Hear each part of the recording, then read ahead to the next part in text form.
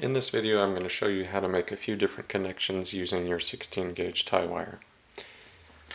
Our first one is kind of a kinetic joint. It holds the wire together, but it's not going to let go. Okay? You can keep it moving, it just depends upon your object and what you're trying to duplicate if this is the right joint for you. But let's say you chose the glasses and it has a point of movement on the arm here and you want it to actually move. Maybe this is the right joint for you. It just depends again on your object. So we start with two pieces of wire and a pair of pliers.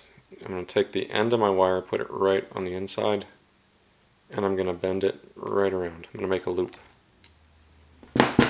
See, got a closed loop there. I'm going to take another piece of wire, I'm going to make another loop, but I'm not going to close it all the way just yet. Still open. I can take my closed loop, pass it through. Open loop is on top, holding it. And then I can take my pliers and pinch that joint a few different directions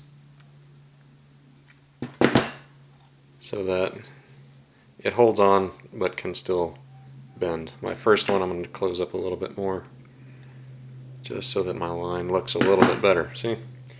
So you have a small dot instead of big wily frilly lines going in different directions, but I have a flexible joint.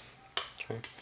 So that was the first one. The second one is, let's say you have two long wires and you want to make a connection in the middle, or where two different lines meet but then continue off in different directions. You might want to do this type of a joint.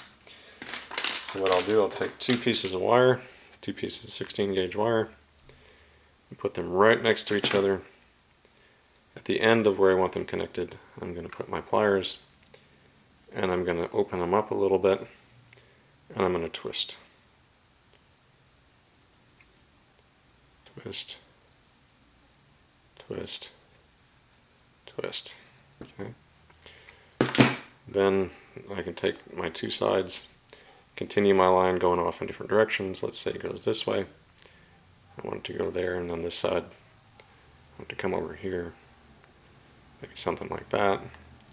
And I start building my form like that. So maybe a twist can be a good connection for you.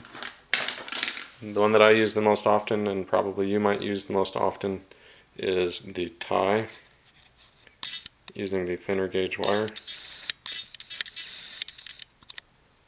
to where we wrap our two ends together using that thinner wire. It makes the lines blend in together easier. There's not as many visual hiccups or anything like that. So to show you how to do that, there's a few do's and don'ts. Number one is don't try and make a connection with the end of one wire meeting the middle of another wire. You don't have anything to overlap, you don't have anything to tie or to connect, so sometimes you might find yourself that your line was a little bit too short.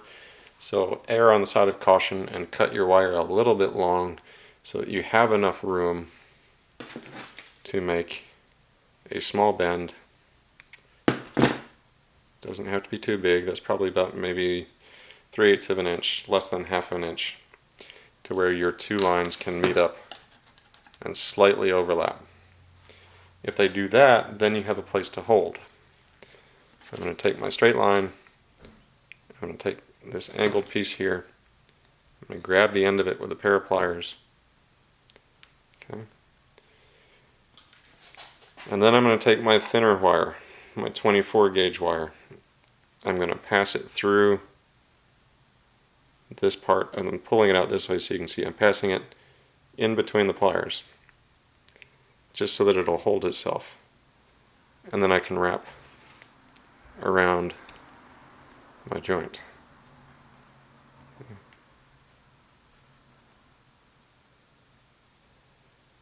Now you don't have to pull super tight, but at the end of each turn at least give it a good tug so that it's actually going to tie the two pieces together and it's not just wrapping around it.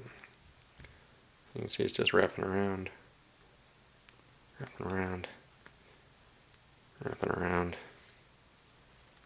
Okay, I've met the end of my joint, so I can take my wire cutters, going to snip off my extra, make sure I'm wearing my safety glasses or pointing away to the ground.